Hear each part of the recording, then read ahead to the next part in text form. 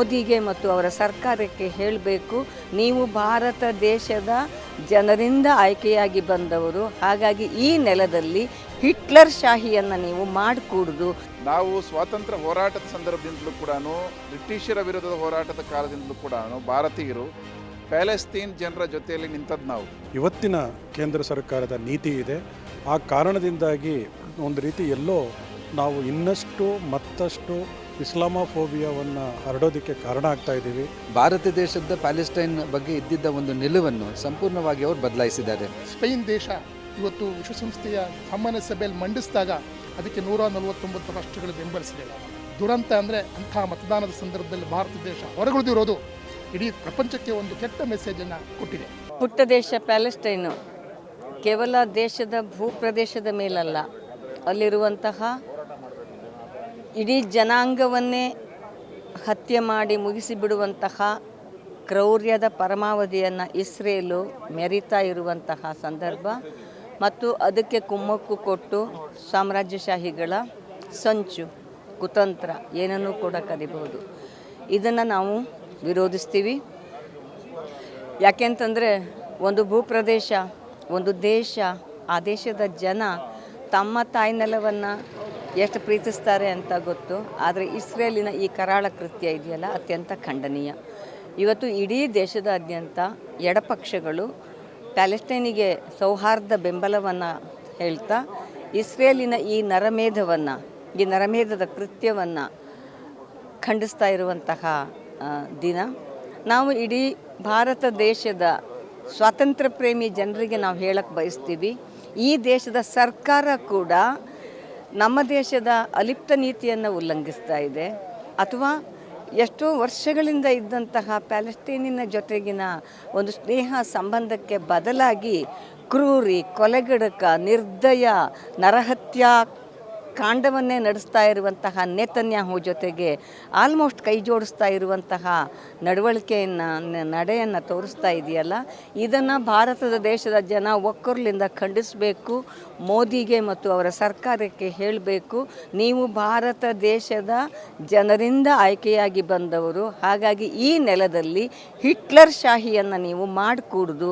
ನೀವು ಪ್ಯಾಲೆಸ್ಟೈನಿಯನ್ನ ಜನರ ಆ ಜೀವನ ಪ್ರೀತಿನ, ದೇಶಪ್ರೇಮವನ್ನು ಮತ್ತು ಅವರ ಬದುಕಿಗೆ ಇವತ್ತಾಗ್ತಾ ಇರುವಂಥ ಆಘಾತವನ್ನು ಸರಿಯಾಗಿಯೇ ಗುರುತಿಸಬೇಕು ಮತ್ತು ಅವರ ಪರವಾಗಿ ನಿಲ್ಲಬೇಕು ಅಂತ ಈ ದೇಶದ ಎಡಪಕ್ಷಗಳಂತೂ ಮತ್ತು ಇಸ್ರೇಲಿನ ವಿರುದ್ಧವಾಗಿ ಪ್ಯಾಲೆಸ್ಟೈನ್ನ ಪರವಾಗಿ ಇರುವಂತಹ ಎಲ್ಲ ಜನ ಕೂಡ ಇವತ್ತು ಒಕ್ಕೊರಲಿಂದ ಇಸ್ರೇಲನ್ನು ಖಂಡಿಸ್ತಾ ಇದ್ದೀವಿ. ಬಹಳ ಮುಖ್ಯವಾಗಿ ಪ್ರಶ್ನೆ ಏನು ಅಂತಂದರೆ, ಇವತ್ತು ಗಾಜಾದಲ್ಲಿ ನಡೀತಕ್ಕಂಥ ಮಾನವ ನರಹತ್ಯೆ ಇದೆಯಲ್ಲ, ಏನು ಭೂಮಿಯ ಪ್ರಶ್ನೆ ಮತ್ತು ಸ್ವಯಂ ಅಧಿಕಾರದ ಪ್ರಶ್ನೆಯಿಂದ ಆರಂಭವಾದಂಥ ಈ ಒಂದು ಕದನಗಳು ಇವತ್ತು ಜನಾಂಗೀಯ ಹತ್ಯೆಯ ಮಟ್ಟಕ್ಕೆ ತಲುಪಿರುವುದು ಅತ್ಯಂತ ದುರಂತದ ಸಂಗತಿ. ಈ ಸಂದರ್ಭದೊಳಗೆ ಇಡೀ ಪ್ರಪಂಚದ ಮೂಲೆಯಲ್ಲಿರ್ತಕ್ಕಂಥ ರಾಷ್ಟ್ರದ ಜನ, ಮಾನವ ಪ್ರೇಮಿಗಳು ಇವತ್ತೇನು ಹೇಳ್ತಾ ಇದ್ದಾರೆ ಅಂತಂದರೆ, ಕದನ ವಿರಾಮ ಆಗಬೇಕು, ಶಾಶ್ವತವಾಗಿ ಕದನ ವಿರಾಮ ಆಗಬೇಕು, ಗಾಜಾ ಪುನರ್ನಿರ್ಮಾಣ ಆಗಬೇಕು ಅಂತಕ್ಕಂಥ ನಿರ್ಣಯವನ್ನು ಸ್ಪೇನ್ ದೇಶ ಇವತ್ತು ವಿಶ್ವಸಂಸ್ಥೆಯ ಸಾಮಾನ್ಯ ಸಭೆಯಲ್ಲಿ ಮಂಡಿಸಿದಾಗ ಅದಕ್ಕೆ 149 ರಾಷ್ಟ್ರಗಳು ಬೆಂಬಲಿಸಿದ್ದೇವೆ. ದುರಂತ ಅಂದರೆ ಅಂಥ ಮತದಾನದ ಸಂದರ್ಭದಲ್ಲಿ ಭಾರತ ದೇಶ ಹೊರಗುಳಿದಿರೋದು ಇಡೀ ಪ್ರಪಂಚಕ್ಕೆ ಒಂದು ಕೆಟ್ಟ ಮೆಸೇಜನ್ನು ಕೊಟ್ಟಿದೆ. ಇದರ ವಿರುದ್ಧವಾಗಿ ಇವತ್ತು ಭಾರತ ದೇಶದೊಳಗೆ ಇರತಕ್ಕಂಥ ಸರ್ಕಾರದ ನಿಲುವು ಬೇರೆ ಇರ್ಬೋದು, ಭಾರತ ದೇಶದೊಳಗೆ ಇರತಕ್ಕಂಥ ಜನರ ನಿಲುವು ಏನಿದೆ ಅಂತಂದರೆ, ಜನ ಇವತ್ತು ಯುದ್ಧವನ್ನು ವಿರೋಧ ಮಾಡ್ತಾ ಇದ್ದೀವಿ, ಜನಾಂಗ ಹತ್ಯೆಯನ್ನು ವಿರೋಧ ಮಾಡ್ತಿದ್ದೀವಿ, ಪ್ಯಾಲೆಸ್ಟೈನ್ ಸ್ವಾತಂತ್ರ್ಯವನ್ನು ಎತ್ತಿ ಹಿಡಿತಾ ಇದ್ದೀವಿ ಮತ್ತು ಏನು ಇಸ್ರೇಲ್ನ ಆಕ್ರಮಣವನ್ನು ತಡಿಬೇಕು ಅಂತಕ್ಕಂಥ ವಿಚಾರಧಾರೆ ಹೊಂದಿರತಕ್ಕಂಥ ಜನ ಇವತ್ತು ದೇಶಾದ್ಯಂತ ಪ್ಯಾಲೆಸ್ಟೈನ್ ಜನರ ಜೊತೆ ಇದ್ದೀವಿ ಅಂತಕ್ಕಂಥ ಸಂದೇಶವನ್ನು ಈ ಕಾರ್ಯಕ್ರಮದ ಮುಖಾಂತರ ಕೊಟ್ಟಿದ್ದೇವೆ. ನಮ್ಮ ಕರ್ನಾಟಕದಲ್ಲಿ ಎಲ್ಲ ಎಡಪಂಥಿ ಸಂಘಟನೆಗಳು, ಪಕ್ಷಗಳು ಬೇರೆ ಬೇರೆ ನಗರಗಳಲ್ಲಿ ಇವತ್ತು ಹೋರಾಟವನ್ನು ಹಮ್ಮಿಕೊಂಡಿದ್ದಾರೆ. ಮತ್ತು ಇವತ್ತು ಇಲ್ಲೇ ಬೆಂಗಳೂರಲ್ಲಿ ನಾವೆಲ್ಲರೂ ಸೇರಿಕೊಂಡು ಒಂದು ಕಾರ್ಯಕ್ರಮ ಮಾಡಿ ಜನರ ಒಂದು ಬೆಂಬಲ ಸದಾ ಪ್ಯಾಲೆಸ್ಟೈನ್ ಜೊತೆಗೆ ಇದ್ದೇ ಇರುತ್ತೆ ಅಂತ ಒಂದು ಮೆಸೇಜನ್ನು ನಾವು ಕೊಡೋಕ್ಕೆ ಅಂತ ನಾವು ಮೇನಾಗಿ ಯೋಚನೆ ಮಾಡಿದ್ದು. ನಾವು ನೋಡ್ತಾ ಇದ್ದೀವಿ, ನಮ್ಮ ದೇಶದಲ್ಲಿ ಕೇಂದ್ರದಲ್ಲಿ ಮೋದಿ ಸರ್ಕಾರ ಬಂದ ಮೇಲೆ ಅವರ ಒಂದು ಹಿಂದುತ್ವ ಏನು ಸಿದ್ಧಾಂತ ಇದೆಯೋ ಅದು, ಮತ್ತು ಇಸ್ರಾಯೇಲಿನ ಒಂದು ಝೈನಸ್ಟ್ ಏನು ಒಂದು ಸಿದ್ಧಾಂತ ಇದೆ ಅದು ಕಂಪ್ಲೀಟ್ ಅದು ಒಂದು ಅಂಡರ್ಸ್ಟ್ಯಾಂಡಿಂಗಲ್ಲಿ ಇದ್ದುಬಿಟ್ಟು ಭಾರತ ದೇಶದ ಪ್ಯಾಲೆಸ್ಟೈನ್ ಬಗ್ಗೆ ಇದ್ದಿದ್ದ ಒಂದು ನಿಲುವನ್ನು ಸಂಪೂರ್ಣವಾಗಿ ಅವರು ಬದಲಾಯಿಸಿದ್ದಾರೆ. ಸೊ ಇವತ್ತು ನಾವು ಕರೆ ಕೊಡ್ತಾ ಇರೋದು, ಭಾರತ ಸರ್ಕಾರ ಬಂದು ಯಾವುದೇ ಕಾರಣಕ್ಕೆ ಇಸ್ರೇಲ್ ಏನು ಒಂದು ಜನಸೈಡು ಪ್ಯಾಲೆಸ್ಟೈನ್ ಮೇಲೆ ನಡೆಸ್ತಾ ಇದ್ದಾರೆ ಅದನ್ನು ನಿಲ್ಲಿಸೋ ನಿಟ್ಟಿನಲ್ಲಿ ಎಲ್ಲ ರೀತಿಯಾದ ಕೆಲಸ ಮಾಡಬೇಕು. ಅದು ಮಾಡಿಲ್ಲ ಅಂದರೆ ನಾವೆಲ್ಲರೂ ಸೇರಿಕೊಂಡು ಏನು ಒಂದು ಜನರು ಯಾರು ಈ ಎಲ್ಲ ವಿಚಾರಗಳನ್ನು ನಾವು ಯಾರು ವಿರೋಧಿಸ್ತಾ ಇದ್ದೀವಿ, ನಾವು ಸರ್ಕಾರದ ಮೇಲೆ ಒಂದು ದೊಡ್ಡ ಪ್ರೆಷರ್ ಏರಿಸ್ತೀವಿ ಅಂತ ನಾವು ಹೇಳಕ್ಕೆ ಬರ್ತಾ ಇರೋದು. ಅಲ್ಲ, ಒಂದು ಪ್ಯಾಲೆಸ್ತೈನನ್ನು ನಾನಾ ರೀತಿಯಲ್ಲಿ ನೋಡ್ತಾರೆ. ನಾನು ನೋಡೋದು ಅದನ್ನು ಒಂದು ಸಾಹಿತ್ಯಿಕವಾಗಿ ಮತ್ತು ಸಾಂಸ್ಕೃತಿಕ ಸಂಪನ್ನತೆಯಿಂದ. ಯಾಕೆ ಅಂತಂದರೆ ಒಂದು ಅಲ್ಲಿಯ ಸಾಂಸ್ಕೃತಿಕ ತಂಡಗಳು ಸಾಕಷ್ಟು ಸಲ ಭಾರತದ ಇಡೀ ಅದು ಜಾಥಾಗಳನ್ನು ಮಾಡಿದೆ, ನಾಟಕಗಳ ಪ್ರದರ್ಶನಗಳನ್ನು ಮಾಡಿದೆ. ಸೊ ಈ ರೀತಿಯಾಗಿ ಒಂದು ಹೇಗೆ ಪ್ರೊಟೆಸ್ಟ್ ಥಿಯೇಟರ್ ಇರಬೇಕು, ಹೇಗೆ ಒಂದು ಪ್ರೊಟೆಸ್ಟ್ ಲಿಟ್ರೇಚರ್ ಇರಬೇಕು ಅನ್ನೋದನ್ನು ಅದು ತೋರಿಸ್ಕೊಟ್ಟಿದೆ. ಅದು ಒಂದು ರೀತಿಯಲ್ಲಿ ಭಾರತಕ್ಕೂ ಕೂಡ ಮಾದರಿ. ಮತ್ತು ಈ ಹೊತ್ತಿನಲ್ಲಿ ಪ್ಯಾಲೆಸ್ತೈನಿನ ಪ್ರತಿಭಟನೆ ಏನಿದೆ, ಪ್ಯಾಲೆಸ್ತೈನ್ನ ಸ್ಥಿತಿ ಏನಿದೆ, ಅದಕ್ಕೆ ನಾವು ಮರು ಕೊಡಬೇಕಾದಂತಹ ಕಾಲಘಟ್ಟಕ್ಕೆ ಬಂದು ನಿಂತಿದ್ದೇವೆ. ಏನು ಅವರು ನಮಗೆ ಪ್ರೀತಿಯನ್ನು ಹಂಚಿ ಹೋದರು. ಮತ್ತು ಭಾರತ ಈ ಹಿಂದೆ ತನ್ನ ನೀತಿಯನ್ನು ಪ್ಯಾಲೆಸ್ತೈನಿನ ಪರವಾಗಿ ಅದು ಪಡ್ಕೊಂಡು ಅದರ ಬೆನ್ನಿಗೆ ನಿಂತಿತ್ತು. ಅಷ್ಟೇ ಅಲ್ಲ, ಸಾಕಷ್ಟು ರೀತಿಯ ಧೈರ್ಯವನ್ನು ಆಗಿನ ಕೇಂದ್ರ ಸರ್ಕಾರ ತುಂಬಿತ್ತು. ಆದರೆ ಅದಕ್ಕೆ 360 ಡಿಗ್ರಿ ಆಪೋಸಿಟ್ನಲ್ಲಿ ಇವತ್ತಿನ ಕೇಂದ್ರ ಸರ್ಕಾರದ ನೀತಿ ಇದೆ. ಆ ಕಾರಣದಿಂದಾಗಿ ಒಂದು ರೀತಿ ಎಲ್ಲೋ ನಾವು ಇನ್ನಷ್ಟು ಮತ್ತಷ್ಟು ಇಸ್ಲಾಮೋಫೋಬಿಯಾವನ್ನು ಹರಡೋದಕ್ಕೆ ಕಾರಣ ಆಗ್ತಾಯಿದ್ದೀವಿ. ಸೊ ಆ ರೀತಿಯ ಒಂದು ವಿಷವನ್ನು ಬಿತ್ತಬಾರದು.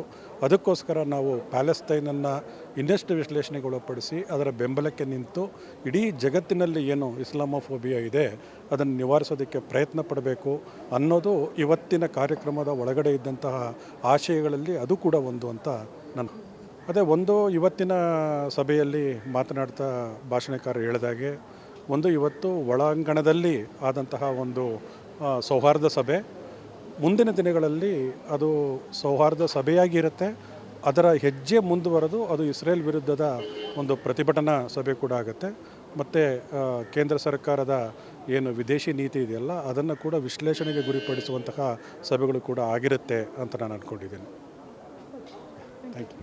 ಪ್ಯಾಲೆಸ್ಟೈನ್ನಲ್ಲಿ ಕಳೆದ 2 ವರ್ಷಗಳಿಂದ ಇಸ್ರೇಲ್ ನಡೆಸ್ತಿರ್ತಕ್ಕಂಥ ಮಾರಣಾಂತಿಕವಾದಂಥ ದಾಳಿ ಮತ್ತು ಜನಾಂಗೀಯ ದ್ವೇಷದ ದಾಳಿಯಿಂದಾಗಿ 55,000ಕ್ಕೂ ಹೆಚ್ಚು ಪ್ಯಾಲೆಸ್ಟೈನಿಯರು ಮರಣ ಹೊಂದಿದ್ದಾರೆ.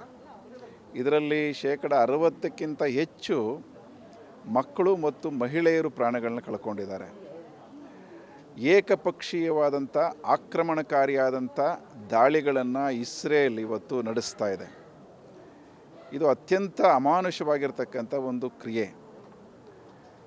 ಅಂತಾರಾಷ್ಟ್ರೀಯ ಸಮುದಾಯಗಳು ಇಸ್ರೇಲ್ನ ಈ ದಾಳಿಕೋರ ನೀತಿಯನ್ನು ಖಂಡಿಸಿ ಅದನ್ನು ನಿಲ್ಲಿಸಬೇಕು ಅಂತೇಳಿ ಹೇಳಿದ ಮೇಲೂ ಮತ್ತು ವಿಶ್ವಸಂಸ್ಥೆಯಲ್ಲೂ ಕೂಡ ಬಹುತೇಕ ಎಲ್ಲ ದೇಶಗಳು ಕೂಡ ಈ ದಾಳಿಯನ್ನು ನಿಲ್ಲಿಸಬೇಕು ಅಂತ ಹೇಳಿದ ಮೇಲೂ ಕೂಡ ಇಸ್ರೇಲ್ ಅದನ್ನು ನಿಲ್ಲಿಸ್ತಾ ಇಲ್ಲ. ಬದಲಿಗೆ ಇಡೀ ಪ್ಯಾಲೆಸ್ತೈನನ್ನು ನಾಶ ಮಾಡಬೇಕು, ಪ್ಯಾಲೆಸ್ತೀನಿಯರನ್ನು ನಾಶ ಮಾಡಬೇಕು ಅಂತೇಳಿ ಕಂಕಣ ತೊಟ್ಟು ಇವತ್ತು ಅದು ದಾಳಿಗಳನ್ನು ಮಾಡ್ತಾ ಇದೆ.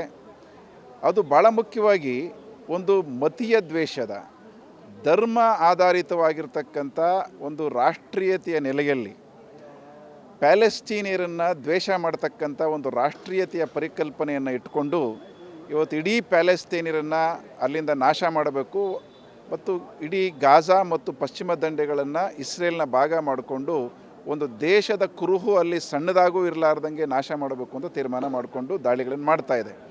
ಇಂಥ ಸಂದರ್ಭದಲ್ಲಿ ಭಾರತ ಸರ್ಕಾರ ಇವತ್ತು ಇಸ್ರೇಲ್ನ ಪರವಾದಂಥ ನೀತಿಗಳನ್ನ ಅನುಸರಿಸ್ತಾ ಇರತಕ್ಕಂಥದ್ದು ಸರಿಯಲ್ಲ. ಮೊದಲ ಬಾರಿಗೆ ಭಾರತ ದೇಶ ಎಲ್ಲ ವಿಚಾರಗಳಲ್ಲೂ ಕೂಡ ಇವತ್ತು ಇಸ್ರೇಲ್ನ ಪರವಾಗಿ ನಿಂತುಕೊಳ್ತಾ ಇದೆ.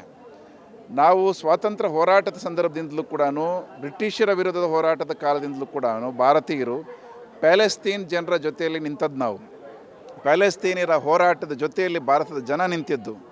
ಆದರೆ ಇವತ್ತು ಮೋದಿ ಸರ್ಕಾರ ಪೂರ್ಣವಾಗಿ ಇಸ್ರೇಲ್ನ ಜೊತೆಯಲ್ಲಿ ನಿಂತುಕೊಂಡು ಯಾವ ರೀತಿಯಲ್ಲಿ BJP ಸರ್ಕಾರ ಇವತ್ತು ಹಿಂದುತ್ವದ ಹೆಸರಿನ ಒಳಗಡೆಯಲ್ಲಿ ಒಂದು ಮತಧರ್ಮದ ರಾಜಕಾರಣವನ್ನು ಮಾಡ್ತಾ ಮುಸಲ್ಮಾನರ ವಿರುದ್ಧ ಇಲ್ಲಿ ಒಂದು ರಾಷ್ಟ್ರೀಯತೆಯ ಪರಿಕಲ್ಪನೆಯನ್ನು ಹರಿಬಿಡ್ತಾ ಇದೆಯೋ ಅದೇ ನೆಲೆಗಟ್ಟಲ್ಲಿ ಇಸ್ರೇಲು ಕೂಡ ಅಲ್ಲಿ ಜಿಯೋನಿಸಮ್ ಹೆಸರಿನಲ್ಲಿ ಒಂದು ಪ್ಯಾಲೆಸ್ತೀನಿಯರ ವಿರುದ್ಧ ದಾಳಿಗಳನ್ನು ನಡೆಸ್ತಾ ಇರುವಂಥದ್ದನ್ನು ಕೂಡ ಸಮೀಕರಿಸ್ಕೊಂಡಿದೆ. ಹಾಗಾಗಿ ಇವರಿಬ್ಬರು ಕೂಡ ಒಟ್ಟೊಟ್ಟಿಗೆ ಒಂದೇ ನೆಲೆಯಲ್ಲಿ ಸಾಗ್ತಾ ಇದ್ದಾರೆ ಅನ್ನುವಂಥದ್ದು ನಾವು ಗಮನಿಸುವಂಥ ವಿಚಾರ. ಈ ಹಿನ್ನೆಲೆ ಒಳಗಡೆಯಲ್ಲಿ ಪ್ಯಾಲೆಸ್ತೈನ್ ಮೇಲೆ ಮಾಡ್ತಿರ್ತಕ್ಕಂಥ ಈ ಒಂದು ಜನಾಂಗೀಯ ದ್ವೇಷದ ದಾಳಿ ನಿಲ್ಲಬೇಕು ಮತ್ತು ಇಸ್ರೇಲ್ ಮಾಡ್ತಿರ್ತಕ್ಕಂಥದ್ದು ಇದು ಯುದ್ಧಾಪರಾಧಕ್ಕಿಂತಲೂ ಭಾಳ ಘೋರವಾದಂಥ ಅಪರಾಧವನ್ನು ಅದು ನಡೆಸಿದೆ. ಆ ಕಾರಣಕ್ಕಾಗಿ ಅಂತಾರಾಷ್ಟ್ರೀಯ ಕೋರ್ಟ್ ಇವತ್ತು ಏನು ನೇತನ್ಯಾಹು ಇಸ್ರೇಲ್ನ ಪ್ರಧಾನಿಯನ್ನು ಅರೆಸ್ಟ್ ಮಾಡಬೇಕು ಅನ್ನುವಂಥ ಆದೇಶವನ್ನು ಮಾಡಿದೆ. ಈ ಎಲ್ಲ ಹಿನ್ನೆಲೆ ಒಳಗಡೆಯಲ್ಲಿ ಅವ್ರು ಮಾಡಿರ್ತಕ್ಕಂಥ ಇಂಥ ಅಪರಾಧಗಳ ಕಾರಣಕ್ಕಾಗಿ ಅವರ ಮೇಲೆ ಶಿಕ್ಷೆ ವಿಧಿಸ್ತಕ್ಕಂಥ ರೀತಿಯಲ್ಲಿ ಜಾಗತಿಕ ಸಮುದಾಯ ಇವತ್ತು ಒತ್ತಾಯ ಮಾಡಬೇಕು ಅಂತ ನಾವು ಕೇಳ್ತಿದ್ದೇವೆ. ಪ್ಯಾಲೆಸ್ತೀನ್ ಜನರ ಏನಿದ್ದಾರೆ ಎಲ್ಲ ಸಮಸ್ಯೆಗಳನ್ನು ಅನುಭವಿಸ್ತಾ ಇರ್ತಕ್ಕಂಥ ಜನ, ಅವರ ಜೊತೆಯಲ್ಲಿ ಭಾರತೀಯರಾದ ನಾವಿದ್ದೇವೆ. ಎಡಪಕ್ಷಗಳು ಆ ಕಾರಣಕ್ಕಾಗಿ ಇವತ್ತು ದೇಶಾದ್ಯಂತ ಪ್ಯಾಲೆಸ್ತೀನಿಯರಿಗೆ ಬೆಂಬಲ ಕೊಡಲಿಕ್ಕೆ ಅಂತೇಳಿ ಅವ್ರ ಜೊತೆಯಲ್ಲಿ ಸೌಹಾರ್ದಯುತವಾದಂಥ ಒಂದು ದಿನಾಚರಣೆಯನ್ನು ಮಾಡಬೇಕು ಅಂತೇಳಿ ದೇಶಾದ್ಯಂತ ಇವತ್ತು ನಾವು ಕಾರ್ಯಕ್ರಮಗಳನ್ನ ಮಾಡ್ತಿದ್ದೇವೆ. ಪ್ಯಾಲೆಸ್ತೀನಿಯರ ಜೊತೆಯಲ್ಲಿ ಭಾರತೀಯರಿದ್ದಾರೆ, ಭಾರತದಲ್ಲಿರ್ತಕ್ಕಂಥ ಕೋಮುವಾದಿಗಳಿಲ್ಲದೆ ಇರ್ಬೋದು, ಭಾರತೀಯರೆಲ್ಲರೂ ಇದ್ದಾರೆ ಅನ್ನುವಂಥ ಸಂದೇಶವನ್ನು ಸಾರಲಿಕ್ಕೆ ಈ ಒಂದು ಕಾರ್ಯಕ್ರಮವನ್ನು ನಾವು ನಡೆಸಿದ್ದೇವೆ.